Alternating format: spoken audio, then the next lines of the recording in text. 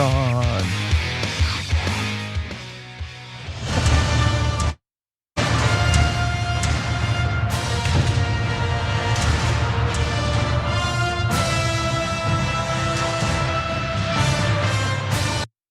All right, power panel. Cenk, Uygur, John Iadarola of Damage Report fame. Join the Thunder. Okay. ShopTYT.com. No, that's a real shirt. I love that shirt. It is. Thunder means a group of dragons. Did not know that. Now I know because Dragon Daddy over here. I learned it in school. And not only John, but Mark Thompson, but not just Mark Thompson, the Mark Thompson. Thank you, Cenk. Because Mark's got a new show on YouTube. It's called The Mark Thompson Show. That's how you're gonna find it. If you don't put the "the" in there, you get a Christian ventriloquist. It's true. Yeah. It's true. I do think he's copying Megan though with spelling it THEE. That seems needless. Right.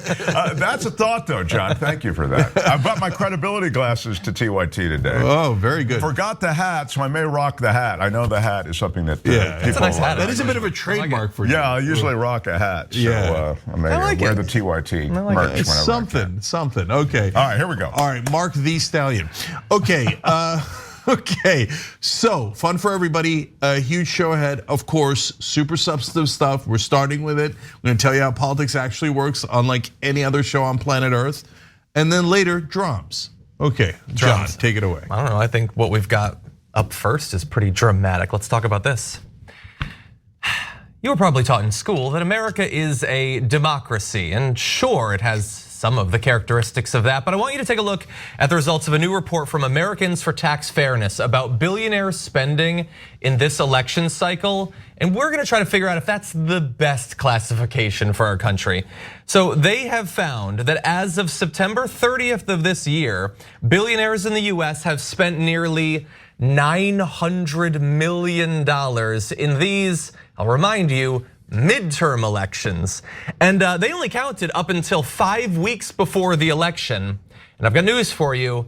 There's a lot of campaign spending that happens in those last 5 weeks. Yes, they spent $881 million. So even if that was it, and there's no more spending between then and election day, that would already be 44% more spending than the 2018 midterm cycle, which was a huge one. That was the Democrats' chance to take back the Congress after Donald Trump and the Republicans had been in power for years.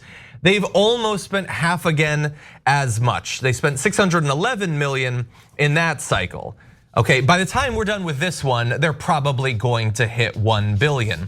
And bear in mind, there's not a lot of billionaires in this country, but they have spent 7.4% of all of the money received from any source by candidates, parties, and political action committees this election cycle. And I may not have made clear with the tone of my voice in that graphic, but that's amazing fact number 2. Because billionaires spending close to $1 billion in the cycle is insane. But the fact that they can do that, and that's 7.4% of all of the spending, means that there's a lot of money being spent. In fact, according to the most recent estimates, this midterm cycle is going to top $16.7 billion.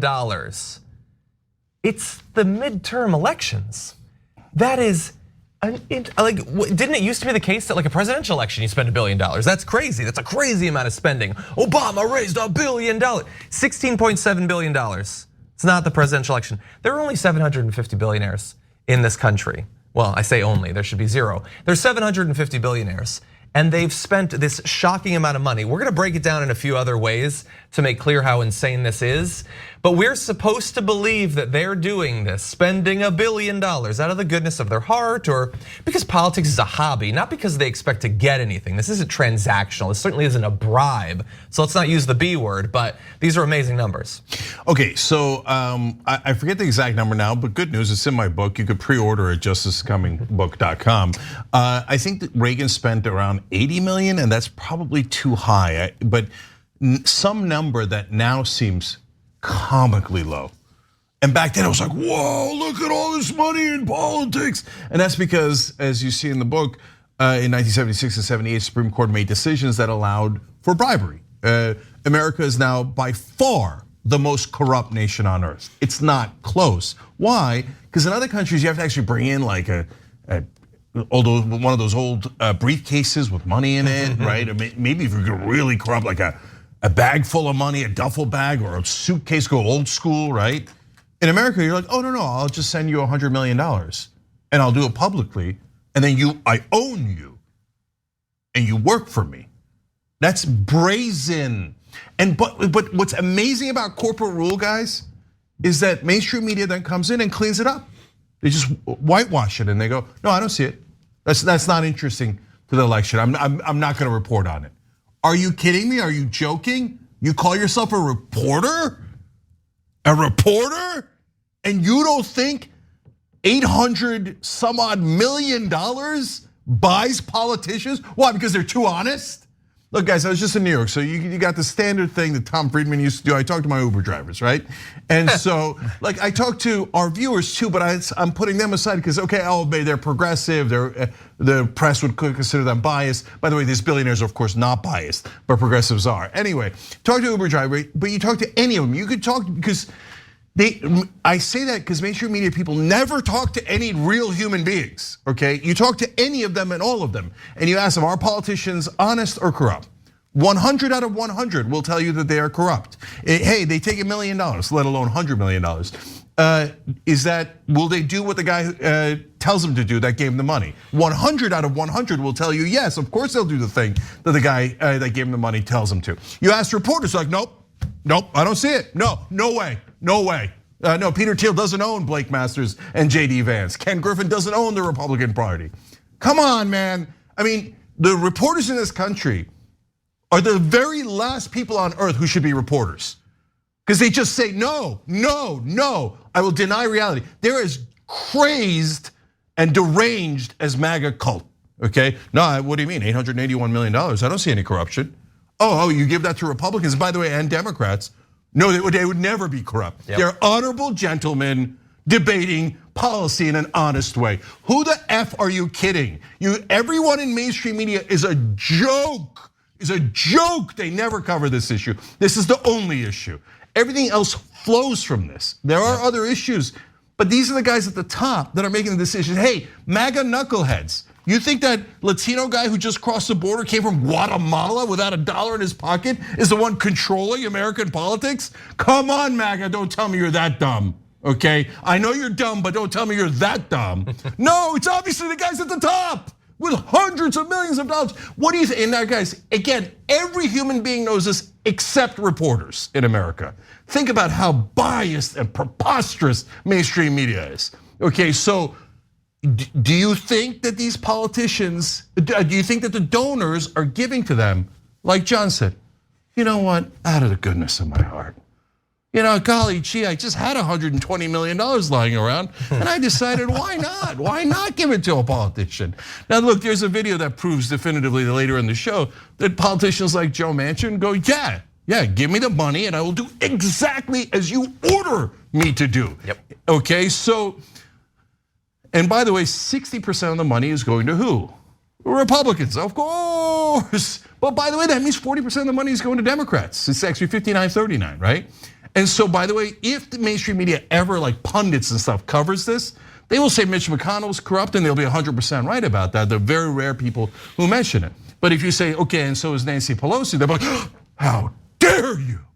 No, she's a master legislator and the money the hundreds of millions of dollars she raises, and Chuck Schumer raises and Joe Biden raises, well, they're pure as the driven snow. They would never let that affect them. No, they're all corrupt. It's all a shell game, good cop, bad cop. And by the way, 10 out of the top 12 donors are Republicans. Of course, okay. Do you know how much those 10 guys are worth collectively? $150 billion. So this money is pocket change to them. They're like, here, servant boy, you, Marco Rubio, come here, be my bitch. Ted Cruz, you, next. Here, slap. I wonder if they slap them in the ass, I don't know. I don't know what fun games they play with them. Hey, Joe Manchin, come here, do as I tell you. Cinema, come here, I order you to do this. And they go, and they do it right away. But do any reporters tell you that? Nope, nothing. Corruption, $881 million. Would that affect human beings? Would it, editor? No, right? We never talk about it, right? Executive producer, never talk about it. Guys, you wanna know why? Almost all the money goes to media. That's it, thank you. That's exactly what I was gonna say. The reason that they're orphaning this story is because they're in the ecosphere that gets all that money. That's exactly right. These are media spends. So who do you think's going to call them out? The media? No, absolutely not. And then to John's point, a midterm election? Why all this money into a midterm election? Because this is a power grab going on. And they've already bought a bunch of legislators, to Cenk's point, and now in the midterms, they're able to buy more. I mean, this is an honest to goodness full court press, and the only way to pursue it is to hit the midterms with a lot of money as well. Yeah, 100%. We can just show you very briefly some of the top 10 that you were talking about. George Soros is at the top of it. And so I joke because of course the Republicans would point to that and say, that is bad, just him. All the rest is fine, only him is bad. How about this? How about we stop all of them from giving money? How about no more George Soros, no more Richard and Elizabeth, Ken Griffin, who spent $66 million, that is a lot of baseball money, damn. None of them get, I'm joking, none of them get to spend money anymore. How about that? If you think it's bad that George Soros is pulling all the strings, you anti-Semites, let's have none of them contribute money to politics. I think that would be absolutely wonderful. By the way, you had referenced Citizens United, and if you want to find out more about that, then read his book. But for now, if we could jump ahead to this chart, you're gonna see billionaire contributions by midterm cycle. And this is crazy fact number 3. Back in 2010, they contributed $32 million in bribes. Citizens United passes, and look at how that rises. What is it gonna be in 4 more years? Is it 1.5 billion? Is it 3 billion at that point? Is there any limit to how much they will give? Will there be, and that's not a rhetorical question, can we maybe limit it? I think that would be amazing. Does anybody think, can we bring up that chart one more time? You know how like we all kind of agree that things are really bad in America, particularly in terms of our politicians, their qualifications, political rhetoric. Does anyone think that that has helped? A massive exponential increase in billionaire campaign spending? Does anyone think that that's made things less extreme, less partisan, less tribal, less violent perhaps? Does anyone think that? No, regular people don't want this, by the way. A poll this year of 2,000 registered voters found that 66 to 21% people wanted the ability of billionaires to contribute unlimited amounts of money to be restricted. So this is not a controversial thing. In America, 66 to 21, that's the most lopsided poll you're ever gonna find. They don't want billionaires doing this. And they know that, they hold that position, not even knowing all these numbers. They don't know how insane it's gone up. They don't know how much these individual billionaires have given. They don't even need to know the breakdown by party or anything like that. They just know deep in their bones that this is unjust and it's wrecking our country. That poll is actually framed in a very positive way towards the right wing, and it still came out 66-21. There's another poll that says, do you think that politicians represent their donors or their voters? 93 to 7. 93% of Americans say, of course they represent their donors. Obviously they don't represent their voters. If you did that in media, it would be the exact opposite. I think you could find 7% that are honest, never talk about it on air, but 7% who say, oh no, yeah, obviously they work for their donors. And 93% of reporters in the country would say, no, they do not represent their donors. How dare you? How dare you besmirch the good reputation of the moderate Joe Manchin? Okay, so now that leads to Republicans who say, oh yeah, you're gonna limit Soros's money in politics? You know, limit the union money. Yes, of course we would. I don't want their money either. I don't want anybody buying politicians. Why is this a complicated idea? Yep. And the reason is because you're used to corporate media and right-wing media. Mainstream media says, well, maybe you limit Republicans' money, but overall we never talk about it. It's all perfectly good. Right-wing media says, oh yeah, Soros, you limit his money. The Koch brothers, Ken Griffin, no way, you don't limit their money. They're wonderful billionaires. They're doing actually pro-billionaire propaganda on Fox News. That's why you even got that 21% number. Because they're like, oh, I heard on Fox that I'm a billionaire. Billionaires are great. They're saints. No, except Soros. Soros is bad. All other billionaires good. No, you schmucks. And they're not bad or good. They just shouldn't be allowed to bribe politicians. No, they're bad. It's the most obvious thing in the world. Okay, we could disagree about that. One last thing. They are. Okay. No, these. By their very nature, you hoarding all of that money and the ways that you got it, the ways that you had to manipulate our economic system, the amount that you extracted from your workers, it is inherently bad. You might be charitable too, but overall you're bad. Okay, I don't agree with that, but that's okay.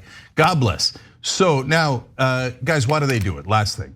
So by the way, when you mentioned baseball, I thought you were being serious for a second because one of the top donors is the Ricketts family and they own the Chicago Cubs. So I thought you were making a reference. I was like, oh no, Ken Griffin, I got it. Yeah, I was referencing him because I know I have deep knowledge about sports. Yeah. There are a lot of sports ownership groups that pour a lot of money into politics, and Cenk's right about that. Oh yeah, 100%. And they're almost all bad guys. Okay, now last thing is, why do they do it? So Adelson, for example, Sheldon Adelson owns casinos in like the Venetian, et cetera, not just in Vegas, but he makes most of his money in China and Macau. And he does it because it pays. And so again, in my book, sorry, but it's where I summarized everything, right? I explained the Adelson primary. And so they went and all kissed his ring, and the reason was because 3 different cycles, Sheldon Adelson gave over $100 million to the Republicans. What did he get in return? Because he's not a dumb businessman. He's one of the richest. He was one of the richest men in the world. He passed away very recently. Well, one of the things he got was lowered the estate tax just in the nick of time. Saved his family. Like literally saved his family billions in just the estate tax. He ended online gambling for a long time. He ended corruption charges against him in China. He got his wife the Presidential Medal of Freedom as a tchotchke that Trump threw in. I can go on, right? And in one part of the book, in one piece of legislation, I showed the amount of money that is put in by lobbyists and what they got in return. It was 100,000% return. It's absurd. It's absurd. That's got to be better than the stock market. There's no such thing in capitalism because this isn't capitalism. This is corporatism, where corporations and very wealthy billionaires have captured the United States government. By the way, 100,000% feels like the top percentage, Cenk. So. It doesn't feel like it get any higher. But I showed the math. 100, it's unheard of in business because this isn't capitalism. This isn't free markets. This is just crony capitalism. I pay off all of these servants, Republicans and Democrats, and they work for me. And isn't it amazing that nobody tells you that on CNN, MSNBC, or Fox News? Isn't that super weird? It's weird. And they're all supposed to disagree, but yet they're all in, if you will, a conspiracy to keep the most relevant information about politics away from you. Yeah, well, I mean, they may not talk about it, but I'm sure the independent right-wing media and the populist anti-elite right-wing media is probably talking nonstop about it. Oh, I'm sure. Anyway, we are actually gonna be talking a lot more about corruption, about money in politics. We are gonna take a break though, so send us your messages. Cenk will respond and we'll be right back.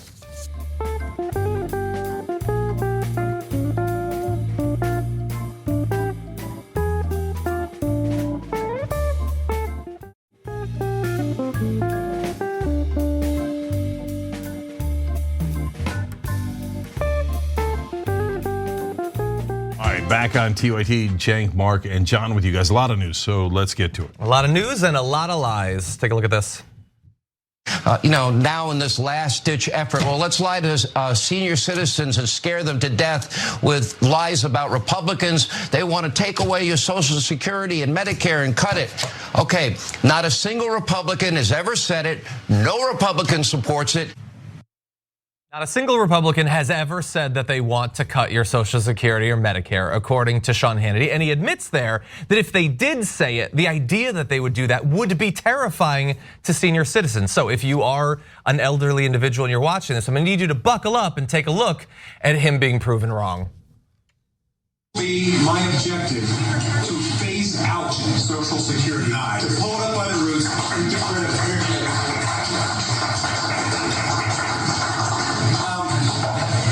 People who advise me politically always tell me that's dangerous, and I tell them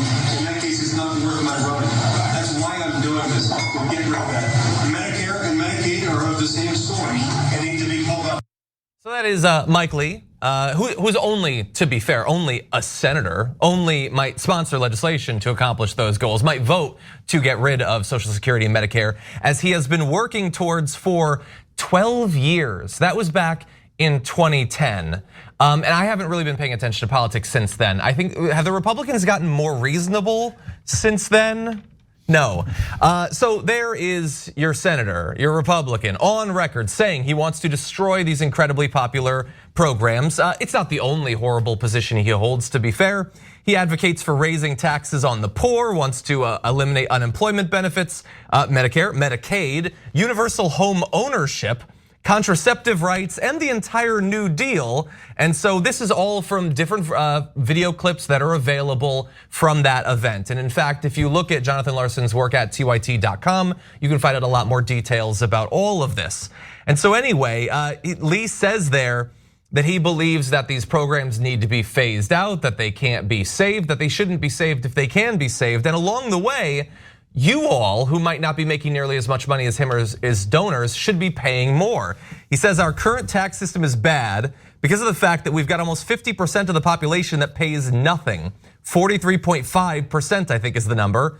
He says if we all have to pay taxes, every single one of us will have an incentive to make sure that our tax dollars are well spent. And what he is referring to there, and let's be clear, exaggerating there, is that an insufficient number of poor people, according to him, pay federal income taxes. That does not mean they don't pay taxes. Literally everyone pays taxes. And by the way, the poor, who will on average spend every cent that they have merely trying to survive, are gonna pay taxes, sales taxes, and a variety of other taxes on all that they spend. The rich are the ones who are able to get away with evading taxes in a number of different ways. And so we have more on this, but I love that they're openly advocating for this. Now, some aren't like Mike Lee. They don't want to completely eliminate it just yet, but they want to raise the eligibility age. They want to cut the benefits. They're coming out with draft legislation already. And take a look at, just like with abortion, when the election's months and months away, then they're big tough guys talking about their extreme ideas. But as you get closer to the election, suddenly, they don't want to talk about anything. They don't have any radical positions or anything. Mum's the word and eliminate any references from the campaign website. Well, the cheat is the modification to Social Security, but Kevin McCarthy on the House side has been open about wanting to revisit Social Security. So it's not just happening on the Senate side, it's all over the Republican Party. George Bush took a shot at this when he was president. He wanted to privatize Social Security, modify Social Security. You'll hear all of these different code words. They want to get rid of these entitlement programs, straight up. Yep. So Rick Scott's in charge of elections on the Senate side for the Republicans. He's a Republican senator in Florida. He suggested sunsetting all provisions, all laws every 5 years. Basically, okay, this is a summary of it. That means every 5 years they'd have to reauthorize Social Security and Medicare. And Republicans hate Social Security and Medicare. They've been trying to get rid of it since the day that FDR imposed it, right? Passed it and signed it into law. Like literally, you look up the history of Social Security, at every turn, Republicans have tried to destroy it, right? So that's a verifiable fact. But before an election, they always panic and go, no, Social Security, Medicare, no, right? We wouldn't touch it.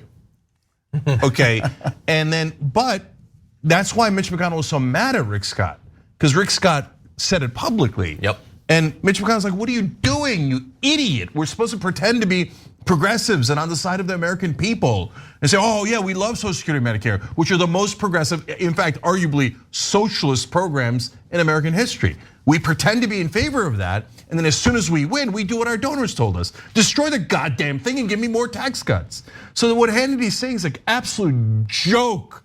And if you told Hannity the day after the election, should we get rid of Social Security and Medicare? He'd be like, yes, finally. Okay, more tax cuts for me. The son of a bitch makes $40 million a year. Oh my God. They look at, you know what they call Social Security, and Hannity does this all the time. They call Social Security and Medicare entitlements. As if like, look at you with you feel so entitled. Yeah, goddamn right we're entitled to it. Every one of us, including me, including all these guys, we've all paid into, including every one of you, paid into Social Security, paid into Medicare. It's taken out of every damn check, right? And at the end, we are entitled to that money because it's our money that we put in for our retirement, right? Yep. And Republicans go, oh, you feel like you're entitled to it. And then meanwhile, they give hundreds of millions of dollars to Republicans because they feel entitled to billions, in fact, trillions in tax cuts. Yep. So these are the worst people on earth, totally lying to you. Finally, by the way, credit to Joe Biden and the Democratic Party, it took them forever. But yes, of course you're supposed to talk about this in an election. Most of the voters are older. Are you nuts? They should have been pounding away at this. When I saw Mitch McConnell panic, this was like now months ago.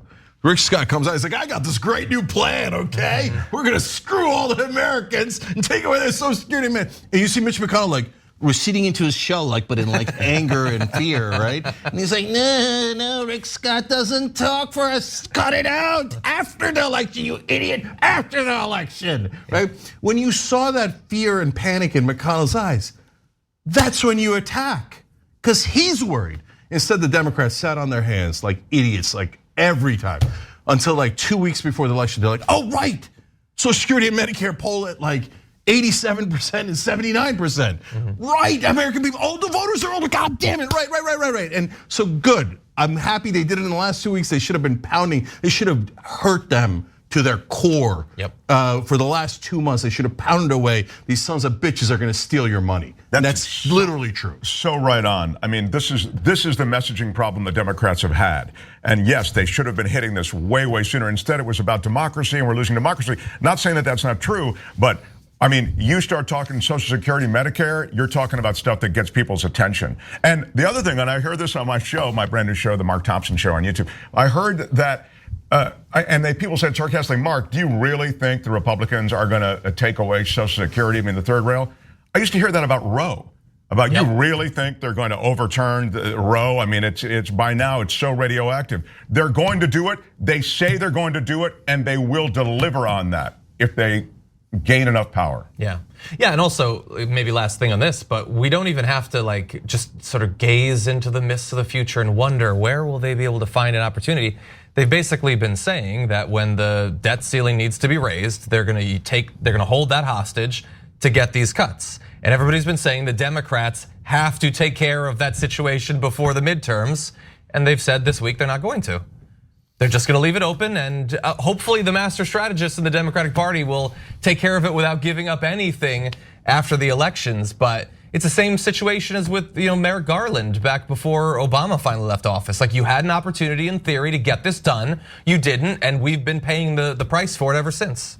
Yeah, I'm trying to figure out which one is the bigger lie. When Fox News tells you that Republican politicians have your best interest in mind and they care so much about the average American, I mean, that is as preposterous a lie as you could possibly. They all work for the billionaire donors that can give them all of their funding. They brag about it openly. It's Lindsey Graham has said, well, look, the donors would close their checkbooks if we don't deliver for them. He literally said it out loud. Trump has said it, etc. Or if it's MSNBC and corporate media saying Democratic leadership, geniuses, master legislators. So you don't talk about your most winning strategy, your most winning policy issue until people almost don't hear it. And you whisper it at the end. Yeah. Social Security, Medicare. And then you run. That's genius. No, you say it for 2 months straight. You run all your ads. And the reason Mark's right, look, guys, I care more about democracy than anything else. I vote based on that. I care more about that than my Social Security. I care more about that than anything, right? But most people, most voters care about things that are the closest to them. Democracy is theoretical. It is far away from them. They would like it, they care about it a little bit, right? But their Social Security is right here. If they don't get it, they might starve. If they don't have their Medicare, they might literally die, right? That is right here. You want to get as close to the voter as possible. Republicans have known this my entire life. Democrats are still like, what? How you get close to the voter and how it affects them, huh? I'm just gonna say, Trump bad guy, me good guy. Did that work? No, it didn't work. It hasn't worked for 6 straight years. They suck at this. And if corporate media didn't lie on behalf of corporate Democrats nonstop, we would have replaced these losers at the head of the Democratic Party decades ago. And what would we have gotten? Well, let's be productive and let's be factual. So what would I replace them with? It's not a matter of just progressives. I would replace them with people who are aggressive and know that you're supposed to fight your opponent and not lay down to them. Come on guys, isn't this the most obvious, simplistic things you've ever heard in your life? So what's the proof of concept? John Fetterman, Tim Ryan. John Fetterman is on the edge of retaking a Republican seat, even though he had a stroke, okay? If he hadn't had the stroke, he was gonna be up by 10. Tim Ryan is in an R+10 state in Ohio, and he might beat JD Vance. And even if he doesn't, he's this close. Why? Tim Ryan and Fetterman don't agree. Tim Ryan's more conservative, John Fetterman's more progressive. No, but the thing they agree on is they run aggressive.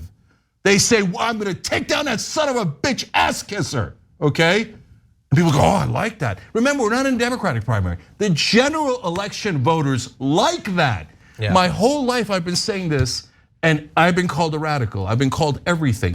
They say, oh, Cenk, you're such a rookie. No. The way you win elections is you tell people that the other side is better than you. Republicans are great, and we're civil to them. We don't want to fight them. Okay, and the media comes and go, oh yeah, genius. No, it was the dumbest strategy. They did it for 40 straight years. Look again, I don't agree with Tim Ryan on a lot of policy issues, but look at what he's doing. It's not rocket science. You're supposed to run against the other guy. And now look at Hannity, what we started the story with. Now Hannity's in a panic. Have you ever seen them play defense on Fox News? Now Hannity's playing defense. No, we're not gonna cut Social Security. What do you mean cut Social Security? No. Republicans never said that. He goes back to his lies. Exactly. So that's how you do it. Exactly.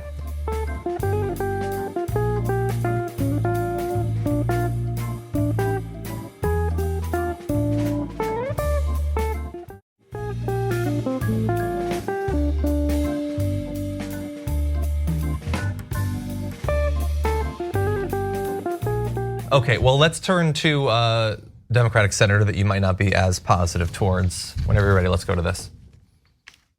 West Virginia's Joe Manchin has an independent mind, which voters in his deeply red state seem to appreciate.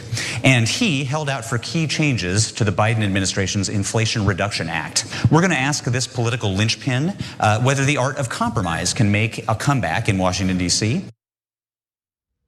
Okay, so that is Fortune's CEO Initiative Conference, and they love Joe Manchin. In particular, they love his independent mind. And if you've been paying attention to politics for a little bit, you probably know exactly what that means when a rich person says it. They don't like independence, they like someone who is on their leash right now. And Joe Manchin very much is. We're gonna talk about a number of different topics here, but right there, they were talking about compromise and social spending. Well, let's jump to a little bit more on that. Looking ahead, what are the similar opportunities for bipartisan action? You're going to get your financial house in order. We cannot live with this crippling debt. If they don't get their house in order, if we don't look at the trust funds that are going bankrupt, whether it be Medicare, Medicaid, Social Security, Highway, all the ones, Alan, are in tremendous problems right now. If we can't come to grips of how we face the financial challenges this country has, then we're all going to be paying a price that we can't afford. Okay, so there is Joe Manchin making the sort of vague argument that he always makes to stop the federal government from doing basically anything. There's something economic that's out of control, and at some point it's gonna be bad, and so we can't do anything. We won't be able to afford these. Okay, so what if we were to raise taxes a little bit, raise a little bit of money, make these programs more sustainable? No, we can't do that.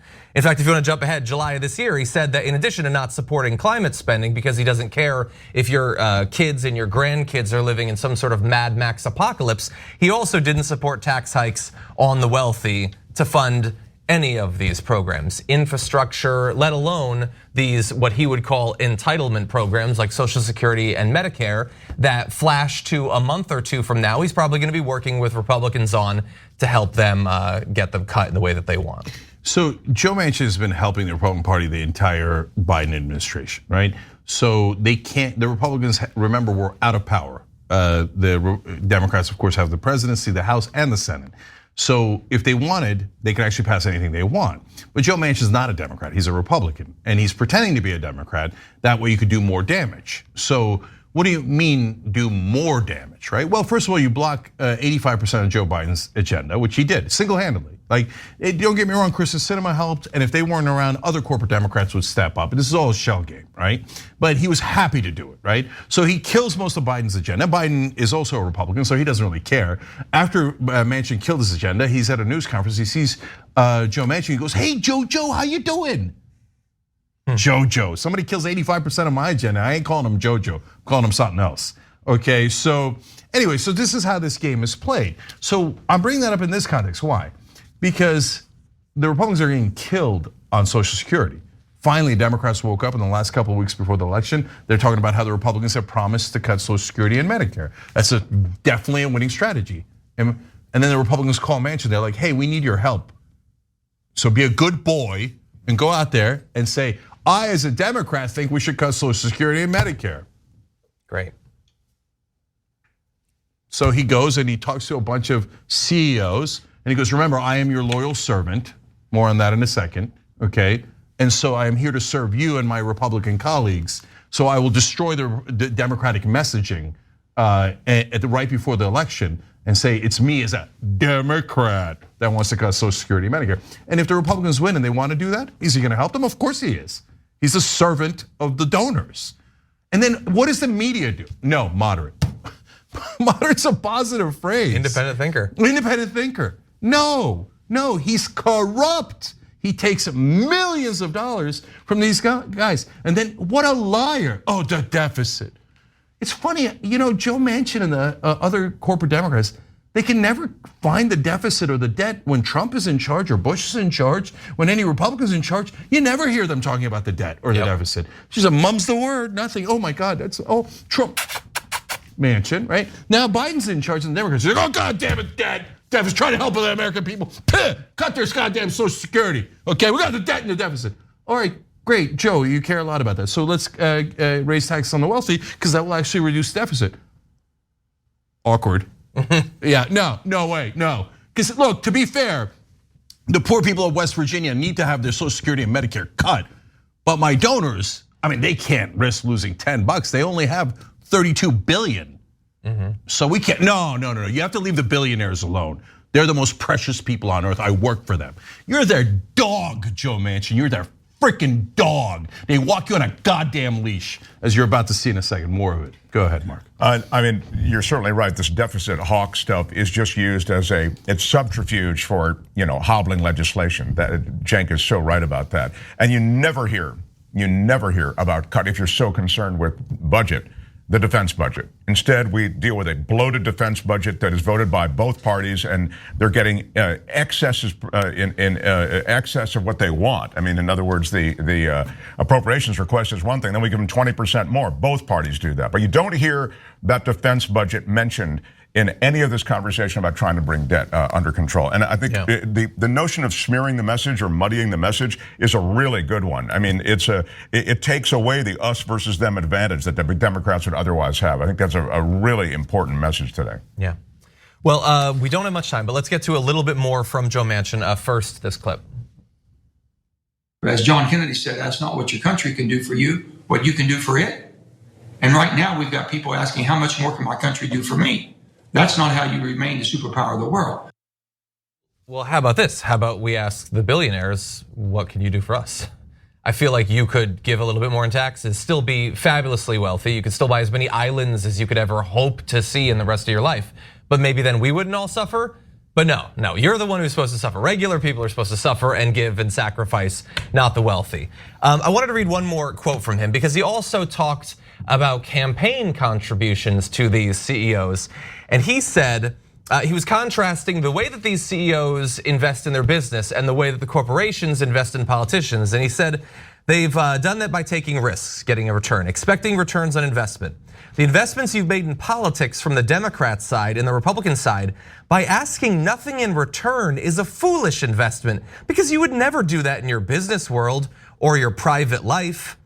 So he believes that these corporations are not expecting anything. They're also apparently not getting anything from these contributions, but they should. He thinks they're being foolish because they're not openly bribing politicians enough. They're just giving corporate money out of the goodness of their heart and not expecting any return. That's what professional politician and full-grown adult, I checked, Joe Manchin had to say to this group of CEOs. He literally is saying that if you're a 73-year-old retired coal miner in West Virginia, you need to do more for your country. But if you're a billionaire that funds this campaign, you don't need to do anything more for the country. You're good. You're good. It's disgusting. But I want to play one more Manchin clip. Watch what he says here. Bipartisan action used to happen on a fairly regular basis. Yeah. Why has it gotten so hard and so much worse? The rules of how you participate in the Senate or in politics. Now you can't go out to dinner with a lobbyist. They looked at that as a bad thing, that they were peddling influence. The lobbyists basically would go out and have different functions. Democrats and Republicans would come together. Those things have changed because there's no camaraderie right now. What can the business community do to better engage with this somewhat dysfunctional political system you've been describing? Why don't you do this? Tell a politician when they come to you. Say, listen, I'm sorry, I don't give checks. I don't give a donation or a contribution to any politician, but I'm willing to make an investment. What should I expect from you? What are you going to do? What have you done in your political life? And what will you do if this is your first time? Tell me so I can make a decision on whether I want to invest in you, because I can expect something in return. Wow, he said it out He loud. just said it. That's He just said it. That's all that is.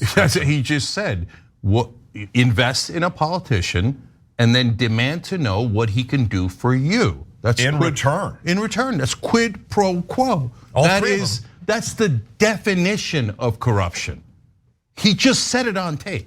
Now, what's going to be amazing, guys, and that's why we do predictions on this show, so you can understand how politics works. You will not see that on a single cable news station. You will not see the New York Times write about it. You will not see Washington Post write about it. That is an amazing admission of corruption. He's talking to CEOs. There's a giant CEO label right next to him. And he says, you should bribe us, and then you should demand that we work for you, and that you get a return on investment from us corrupt politicians. Yeah. And then all of mainstream media will say, no, that's not news. No, all these politicians are dirty, corrupt, terrible, immoral people, okay? So when the mainstream media lies to you and say they're honest, and Joe Manchin's a moderate from West Virginia, that's why he has to serve his voters. His voters want him to work for CEOs in New York. Do they? Do they? You goddamn liars. Why are you lying on behalf of Joe Manchin? So this is corruption defined. Republicans and corporate Democrats like Joe Manchin working together with CEOs to screw the rest of us. Yeah. This is not democracy. This is flat out bribery and corruption. And that's America. They've turned America into the most corrupt nation on earth. It's disgusting. All right, we got to take a break. We'll be back.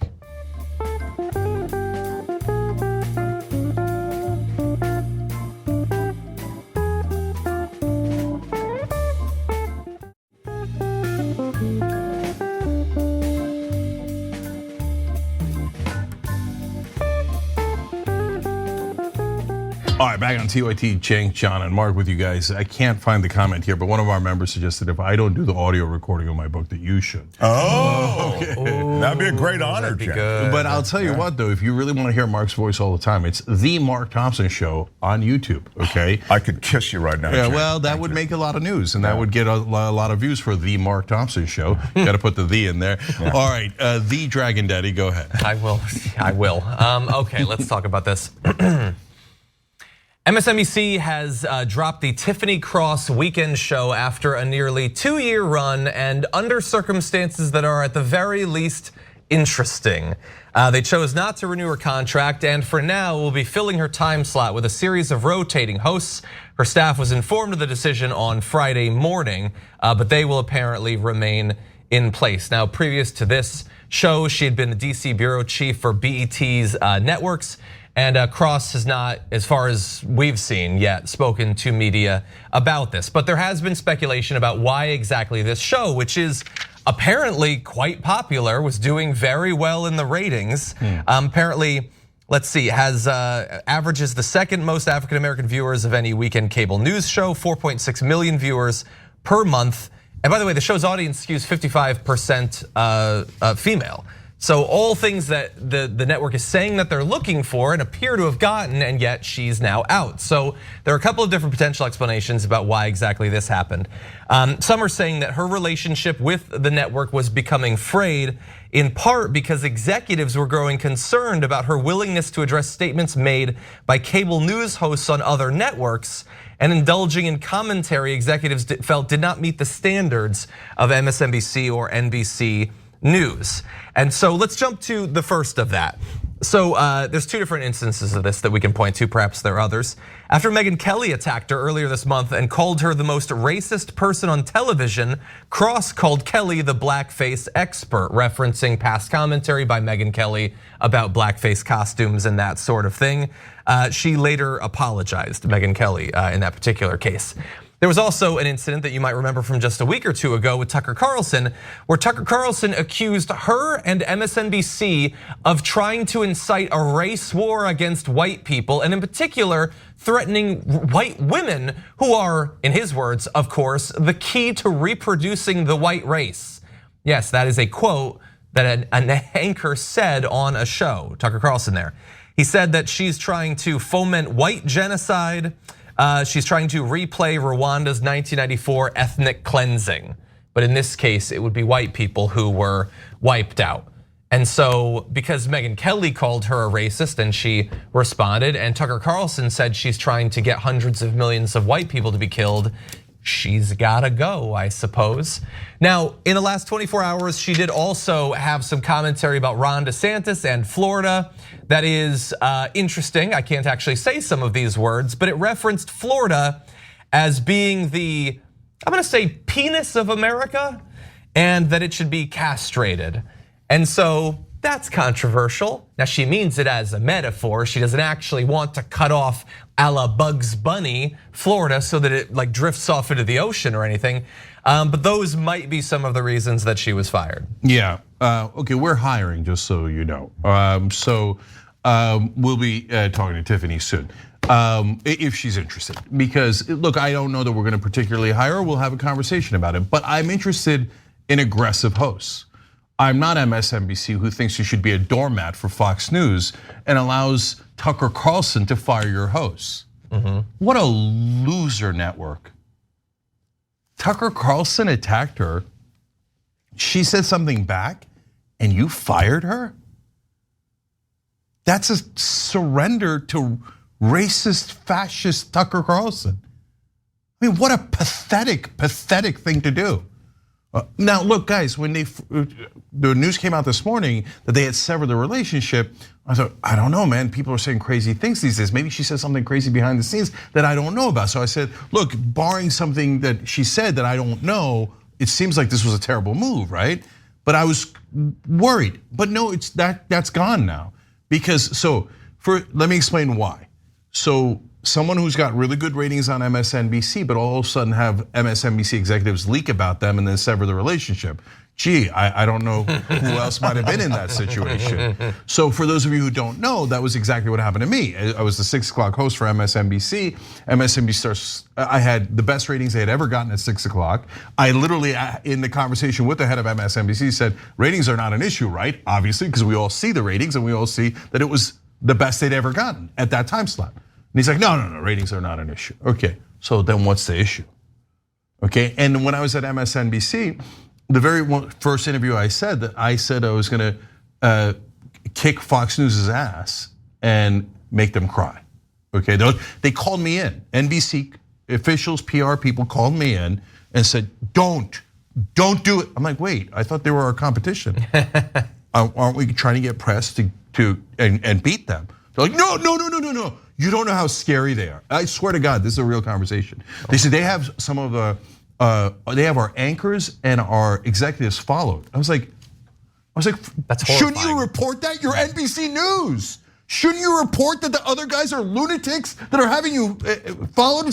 I don't know it. I didn't get followed, as far as I know. Followed to what end? But you're telling me to be a coward, and that if I'm not a coward, I'll have trouble.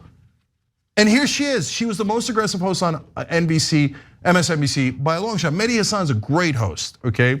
And so, Mehdi, watch yourself, okay? I don't want to put any ideas. But when I saw Tiffany Cross say these things that were true and aggressive on air, I was like, they're letting her say that. Maybe MSNBC's changed, right? Because there's new leadership, et cetera. They haven't changed at all. And look at this leak. Now it's for sure that she didn't say anything outrageous off air that we don't know about. The executives leaked to Variety and told them, yeah, she dared to fight back against Tucker Carlson and Megyn Kelly. That's not what NBC News does. NBC News lays down like a goddamn doormat and lets the fascists walk all over them. And remember, Tiffany, you are not to do the news, you are not to be honest, you are to do corporate media. You don't see corruption, you don't see racism, you don't see any problems with the Republicans. Our job is to kiss their ass. We're MSNBC, the left-wing station. Hilarious joke, thank you. Thank you for proving what a joke you are. Like I said, Tiffany, call me. Well, on this one, I think you have to yield to Cenk. He knows MS, their culture, and what they'll accept, and they're so mainstream. But as Cenk was speaking, I was thinking, wow, in a way, they're a reflection of the Democrats and some of the points we've made this hour, which is that there's sort of a politeness and a tame quality to Democratic messaging, and it's only lost elections. And the in-your-face quality that you need, especially now, to cut through the media noise, that is in short supply in the mainstream media, with certainly opinion hosts. And so I think, as I say, when it comes to the actual specific culture at MS, Cenk is pretty much the ranking officer on deck, but it would seem as though they're all about the politeness. So I want to say one last thing about this, because guys, think about the contrast. Because it's not that MSNBC can't be tough. If you remember in 2020, when Bernie Sanders won the first 3 primaries, Chuck Todd called his followers brown shirts. His family died in the Holocaust, and he called his followers Nazis. That's as tough as it gets, right? Chris Matthews said that if Bernie Sanders wins, there might be executions in Central Park. Jeez. Okay, so they know how to be super tough, but only towards the left wing. I mean, look at corporate media. It's just a hall of mirrors. Everything is an illusion. They set up a left-wing channel that only attacks the left wing. And if you attack the right wing, they fire you. Isn't that amazing? Madness. And then all of corporate media goes, oh yeah, MSNBC's left wing. MSNBC's the left wing. They know that the Republicans are right and the progressives are wrong. They are the left wing. And unfortunately, they brainwash people like Fox News does. And they brainwash them into voting for corporate Democrats and voting against their interests. I'll give you one last stat. In Mississippi, 65% of Democratic primary voters wanted Medicare for all. But the press told them, Bernie cannot win, Bernie cannot win, Bernie cannot win. Are you hypnotized yet? Bernie cannot win, progressives cannot win. You must vote for the corporate Democrat, you must vote for the corporate Democrat. And so you know what they did? Bernie, who wants Medicare for all, they said no. Joe Biden says, I'm never gonna do Medicare for all. They voted 78% for Joe Biden. Why? They were hypnotized by MSNBC telling you, no, progressives can never win. You should only elect Democrats who will lie down like floor mats for the Republicans and let Tucker Carlson walk all over them, okay? And by the way, that's the same exact thing they said about Hillary Clinton. And Hillary Clinton lost to Donald Trump. Did they learn anything from it? No. Joe Biden, by the way, won by 43,000 votes in 3 swing states. Otherwise, Trump would have won re-election. He was this close to losing. Yet, the next election, I guarantee it, I'll tell you ahead of time, and you will see, write it down in stone. There is a 0% chance that I am wrong. MSNBC will go out there and say, you gotta vote for the corporate Democrat. You gotta vote for the conservative Democrat. They're the only ones who can win. They're the only ones who can win. The progressive, don't vote for the progressive. They're never gonna win. Hypnotize, hypnotize, hypnotize, hypnotize. And remember, Tucker Carlson's great. Don't criticize Tucker Carlson. Don't criticize Megyn Kelly. No, no, no. We're the left wing station. We're the left wing station. Okay? And the rest of the media will be like, oh yeah, left wing, yeah, yeah. The left wing says Republicans are right. Vote for Republicans and conservative Democrats. Yeah. Okay, that's media for you, and that's MSNBC.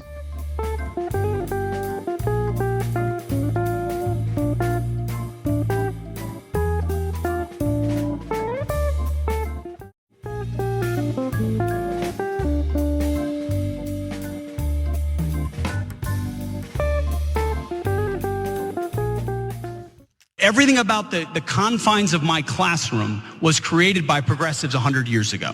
You mentioned the rows, you mentioned that approach, the bell ringing, God being removed, of course. Lunch breaks. Lunch breaks. Okay, so thank you to Pete Hegseth for reminding us that if not for progressives a century ago, there probably wouldn't still be public education and everybody would be toiling in the fields as peasants the way that those two millionaires would like. But that is Pete Hegseth of Fox News joining Charlie Kirk to demonize school bells and being able to break to eat a peanut butter and jelly sandwich. Yes, they're actually going at school lunch breaks now. Let's listen to a bit more. Different subject, social studies. The idea we're not going to study civics, history, philosophy, theology. We're going to create psychology and social studies and split it all up as if we can dissect human nature and through a scientific method, which they've invented, That's right. create more perfectible human beings by controlling how they think and what they think. All created by progressives. So almost every subject and frame. Did you take social studies? I took social studies. The progressives made it up. It's a made up conglomerate of subjects meant to silo the way that we think, as opposed to basing all of wisdom in God's wisdom, in his word. And it all makes sense looking at it through that lens. I have to see a lot of right-wing media because of this job. I had missed that they apparently have an issue with the field of psychology now. The scientific method? Was that Tom Cruise? Who was that? Guys, they always are like Western civilization. We have to protect Western civilization. And actually, there's amazing, wonderful things about Western civilization. Upsides and downsides, obviously, right? But one of the giant upsides, maybe one of the pillars, the cornerstones of Western civilization is the scientific method. That's what's great about Western civilization. They're like, no, what's great about it is white people. But keep your stinking science to yourself, all right? Your facts. They're attacking social studies? What is that? What is that? That's insane. He's like, we used to study philosophy. Did we? Did we? Did you study philosophy? Is that a thing that we were teaching? We were teaching philosophy, but then we stopped to do social studies where you learn history and civics. But we stopped for lunch. By the way, what would he say about a college student who went to college to study philosophy? What do you think he would have to say about that? Oh yeah, you wasted your money and now you want student debt relief? Oh, you want to study Socrates? You know that's what he would say. No, all of that, he gave away the game at the very end. He was using a tiny bit of code words, and at the end he's like, we used to teach God's wisdom. You know what I'm saying? Now we let these Jews and Muslims run around and these atheists and these kids and stuff and people who are gay and trans and stuff. No, let's bring back God, okay, Christian nation. We only teach them the Bible. And by the way, do you? If you taught them the Bible, they would teach them that Jesus said, give away all your worldly possessions, give them to the poor and the needy. Do you want to teach that, Hegseth? I guarantee you that Hegseth himself would have called Jesus Christ a communist. Yeah. Jesus Christ said, no rich man can get into heaven, none. He said, give away all your possessions, turn the other cheek, welcome in immigrants. He washed the feet of the poor, the needy, and prostitutes. They would say, oh, Karl Marx, goddamn Jesus Christ, that guy should be tarred and feathered or crucified or something, okay?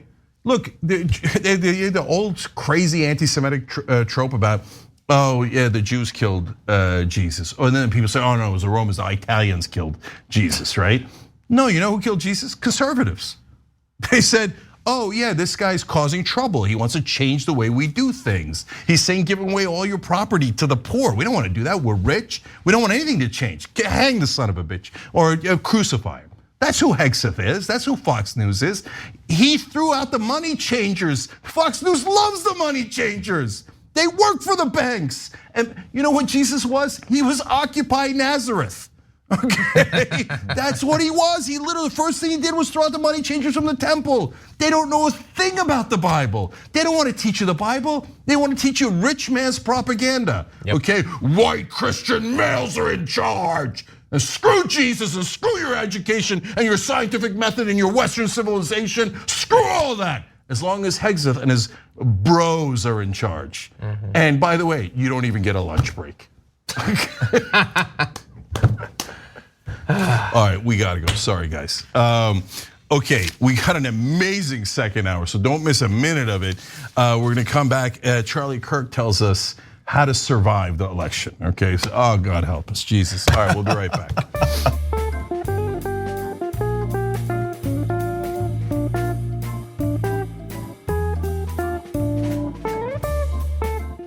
Thanks for listening to the full episode of The Young Turks. Support our work, listen ad-free, access members-only bonus content, and more by subscribing to Apple Podcasts at apple.co/TYT. I'm your host, Cenk Uygur, and I'll see you soon.